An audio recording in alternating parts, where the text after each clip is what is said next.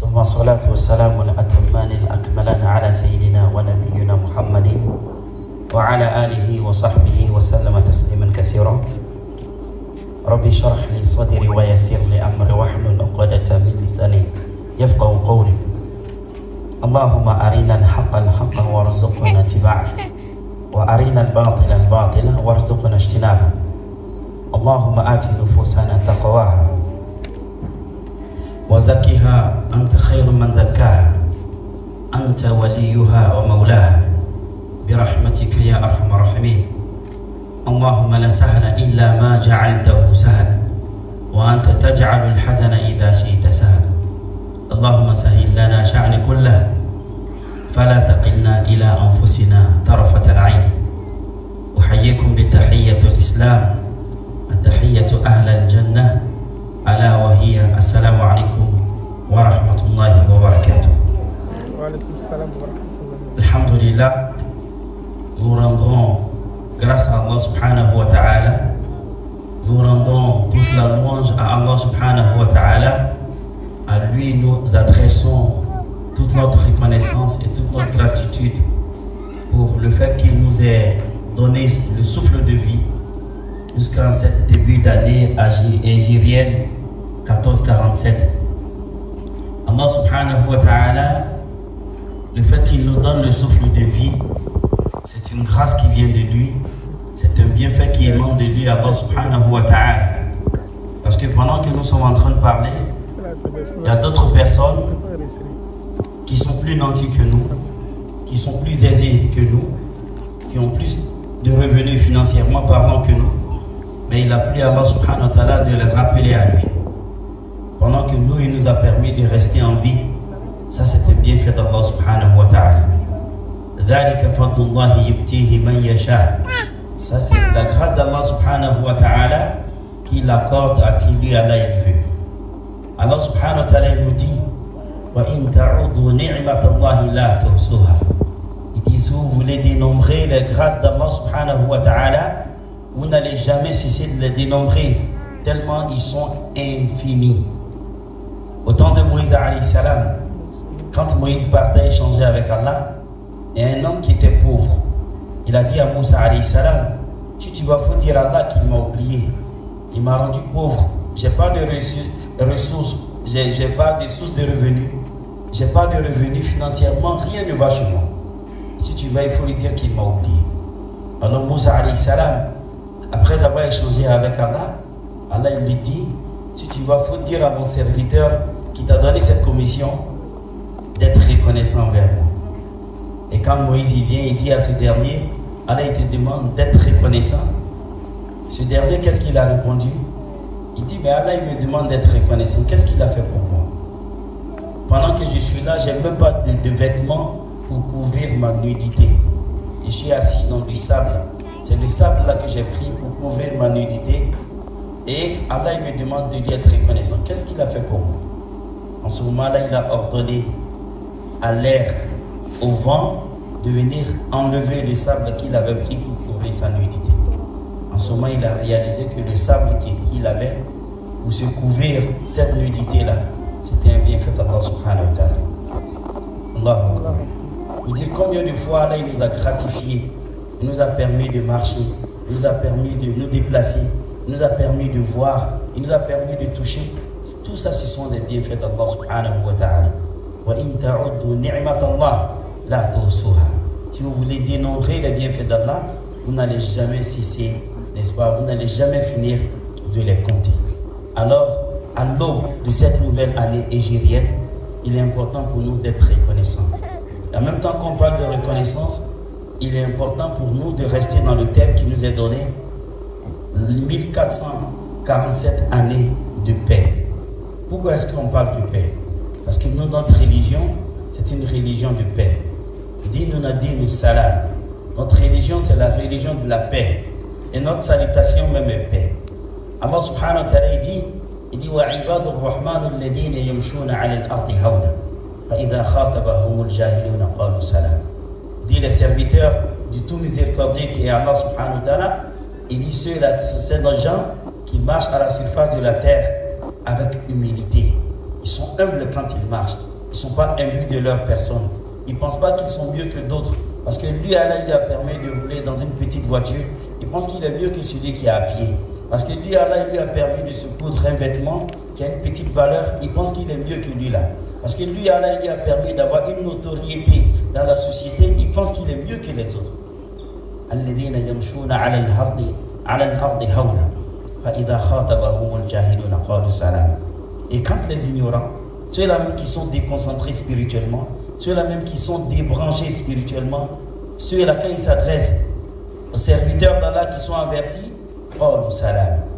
Et en ce moment-là, quand nous, on va envoyer des pics à notre endroit, quand on va vouloir nous faire du mal, nous on va répliquer par quoi? Avec la paix. Allah subhanahu wa ta'ala dit, il dit wala tastawi al-hasanatu wala sayyi'a. Il dit jamais le bien et le mal ne sauraient être égaux devant Allah. Et qu'est-ce qu'il dit à la suite du verset? Il dit repousse le mal par ce qui est mieux que le mal. Il dit qu'est-ce qui va se passer si tu le fais? Tu verras que entre toi et qui il y a une adversité qui est annahu waliyyun hamim. Vous allez devenir tels des amis chaleureux. Et qu'est-ce qu'Allah subhanahu wa ta'ala dit? Il dit wama yulaqaha illa alladhina sabaru. Personne ne peut œuvrer, ne peut être patient, ne peut repousser le mal par le bien, sauf ceux-là même qui sont patients. Ya ayyuhalladhina amanu isbiru was-sabiru. Elle dit oh vous les croyants, soyez patients et faites-vous patienter. Dans Surat Al-Asr, Allah subhanahu wa ta'ala dit wal 'asr innal insana lafi khusr illa alladhina amanu wa 'amilu s-salihati wa tawasaw bil haqqi wa tawasaw bis sabr. Tout le monde est perdu sauf ceux qui ont la foi. Ils font des bonnes actions, ils s'enjoignent mutuellement à la vérité, ils s'enjoignent mutuellement la patience. Et Luqman alayhi salam, quand il s'adresse à son enfant, il dit ya bunayya wa'mur bil ma'ruf. Il dit mon fils, il faut ordonner le bien, il faut interdire le mal. Il dit wasbir ala ma asaba. Il dit il faut patienter quand la résultante, quand tu vas faire cet acte, tu vas ordonner le bien, tu vas interdire le mal. Quand les gens vont vouloir te réprimander, il dit il faut patienter. Il faut accepter de patienter. Parce que la religion d'Allah, c'est cette religion de la paix. Nous, quand on se salue, qu'est-ce qu'on dit? Assalamu alaikum. Que la paix d'Allah soit sur vous. Et quand les hommes du paradis, Inch'Allah, seront en train de rentrer au paradis, qu'est-ce que les anges vont leur dire? Fasalamun alaikum. Fasalamun alaikum bima sabartum. Que la paix d'Allah soit sur vous pour ce que vous avez accepté, n'est-ce pas, d'endurer dans ce monde-là. Que la paix d'Allah soit sur vous pour ce que vous avez accepté de laisser au profit de votre relation avec Allah subhanahu wa ta'ala. À ce stade de notre propos, il est important pour nous d'ouvrir une parenthèse, sinon plusieurs parenthèses. La première parenthèse, c'est quoi? C'est que nous sommes dans une année qui est stratégique pour notre pays. Et cette année-là, c'est l'année qui va abriter les élections présidentielles. Pour ce qu'on sait par expérience, nous encore qui sommes très jeunes, les expériences qu'on a connues auparavant n'ont pas été assez reluisantes, n'ont pas été plaisantes, parce qu'il y a eu des tueries, parce qu'il y a eu des blessures, parce qu'il y a eu des injures, parce qu'il y a eu des discours qui ont été tenus allant dans le sens de la haine, de la division. Alors qu'Allah il nous dit, il dit la réconciliation est bien meilleure. L'islam, qui est cette religion de paix, nous demande en tant que musulmans de savoir raison garder. Et les versets qu'on a l'habitude d'utiliser dans toutes nos circonstances, que ce soit les célébrations du mariage, que ce soit les baptêmes, que ce soit les sermons de vendredi, parmi ces versets, on verra que Allah subhanahu wa ta'ala nous dit Ya ayyuhalladhina amanu ittaqullaha wa qulu qawlan sadida. Oh vous les croyants, vous qui avez accepté la foi, craignez Allah et dites des paroles qui sont conciliantes. Dites des paroles qui vont rassembler les hommes. Dites des paroles qui vont unir, n'est-ce pas, la communauté. C'est pourquoi on aime bien le dire, il n'y a pas de bousmanie parmi nous. Parce que c'est de façon péjorative qu'on le dit. Quand on dit les bousmanies, on veut dénigrer, n'est-ce pas, une frange de la communauté. Il n'y a pas de bousmanie parmi nous. Il n'y a pas de nordistes parmi nous. Il n'y a pas de sudistes parmi nous. Il n'y a pas les habitants de l'ouest ni de l'est. Nous sommes tous des fils de ce pays-là. Il faut accepter ce genre de propos dans nos grains, dans nos mosquées, dans toutes nos communautés, prenons des discours qui vont aller dans ce sens-là. Parce que quand on retient une chose qui est fondamentale, Allah subhanahu wa ta'ala nous dit, il dit man qatala nafsan ka'annama qatala an-nasa jami'a. Celui qui a ôté la vie à un seul individu, c'est comme tu as ôté la vie à toute l'humanité. La vie est sacrée, il faut prendre soin de la vie. Et ce qu'on appelle al-maqasid de sharia, les objectifs de la sharia, les choses pour lesquelles Allah il a révélé le Coran, les choses pour lesquelles Allah il a envoyé ses messagers, alayhi salatu salam, il y a la préservation de la vie humaine. La préservation de la vie humaine.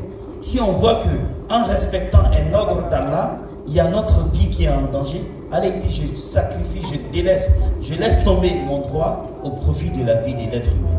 Allah il nous a autorisé de manger la viande du porc quand on n'a pas d'autre nourriture, si ce n'est que cette viande-là, sachant que si on ne l'a pas mangée, on risque, n'est-ce pas, de perdre la vie. À cause de ça, là, il dit, tu peux te mettre à l'aise ici. Pourquoi? Pour préserver la vie humaine. Il ne faudrait pas que pour des raisons politiciennes, il ne faudrait pas que pour des raisons tribalistes, il ne faudrait pas que pour des raisons ethniques, on accepte de fragiliser la cohésion sociale entre les fils de ce pays-là.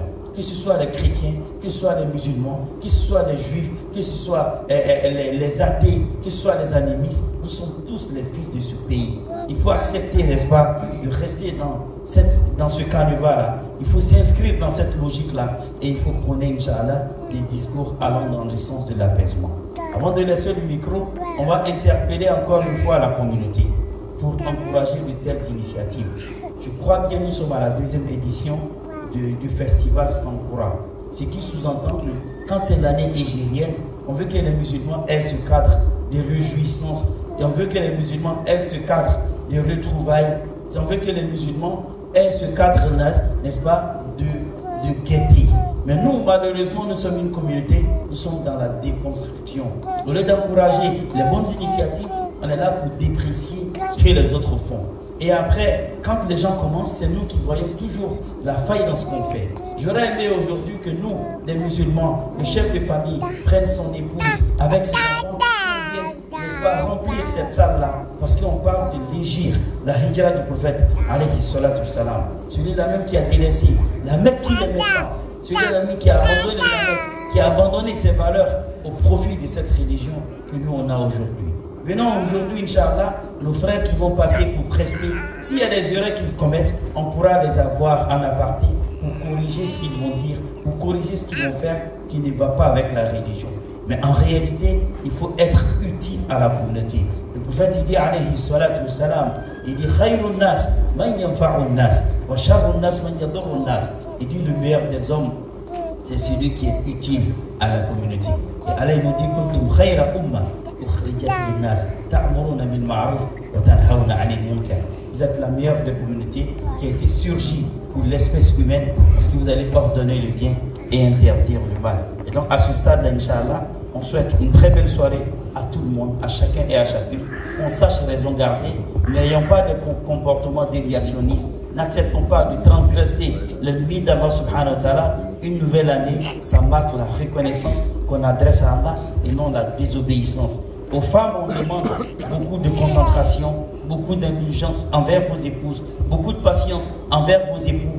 On vous demande également d'être bienveillante envers les enfants. Aux hommes, on vous demande d'être bienveillant envers vos épouses, d'être indulgent envers vos épouses, de savoir raison garder, de respecter, je pèse mes mots, de respecter, je pèse mes mots et de respecter vos femmes. Respectons la femme, parce que la femme est une entité qui est importante dans la communauté. La première personne qui a cru en la mission du prophète sallallahu alayhi wa sallam, c'était pas un homme, c'était une femme. Khadijatul Kubra, radiyallahu anha. La première personne qui a été martyrisée pour la religion, c'est Soumeya, radiyallahu anha. Les femmes ont beaucoup de valeur dans notre communauté. Il faut accepter, Inch'Allah, de les honorer. Et je pense qu'Inch'Allah, on est là pour ça. Qu'Allah subhanahu wa ta'ala fasse qu'on est venu sain et sauf, qu'on retourne chacun d'entre nous sain et sauf à la maison. Que cette année-là nous apporte la paix, la bénédiction, l'élévation.